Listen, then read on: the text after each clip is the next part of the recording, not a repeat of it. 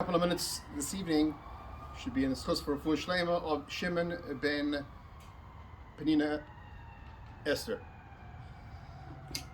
So we're a week away from the greatest single event that ever happened in the world. Certainly the greatest single event that happened to our nation. What are we supposed to be doing? What are we supposed to be working on in this final week, the final few days before Matan Torah? So I can just share with you a beautiful idea. In yeshiva days, I believe the source of Yaakov Weinberg, Rav Noach Weinberg is like this, and dovetails with this week's parasha, Parshas Bamidbar. So this is not the first time that Klal Yisrael that we had a census. It's not the first time that we've been counted as a nation, but there's a fundamental difference.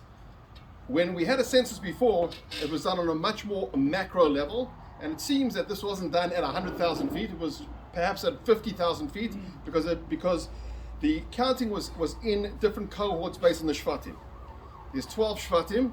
So the Mephoshim say something unbelievable, that perhaps the 12 Shvatim correspond to the 12 constellations, and astrologically, every single one of us is born under a certain mazal, and a certain star, and every single one of us has an absolute unique contribution to make to the Jewish people.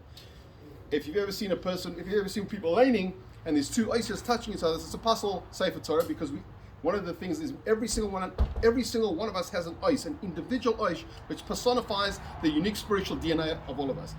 So Rosh Hashanah said like this: the week before Shavuos, we should really think deep and hard. We're here to do the Tariq mitzvahs as a nation. We're here obviously to fulfill things on a macro level, but on a micro level, what's your unique contribution? What is your ice? What is, as we get ready to receive the Torah, what is the unique thing that you bring to Klal Yisrael and some mamela that you bring to the world? And he used to say something which is beautiful, that even if we get it wrong, from the vantage point of HaKadosh Baruch Hu, every single yid is a star. So we should, Be'ez Hashem, take to heart, maybe think about the things that we do well, the gifts that we've got that we bring to the table, so to speak. And Be'ez Hashem, each of us can bring a light to the Jewish people in a dark time by so doing, being or l'goyim, and hopefully an order to our respective families, enough of an order to get out of a very, very dark Tekufa.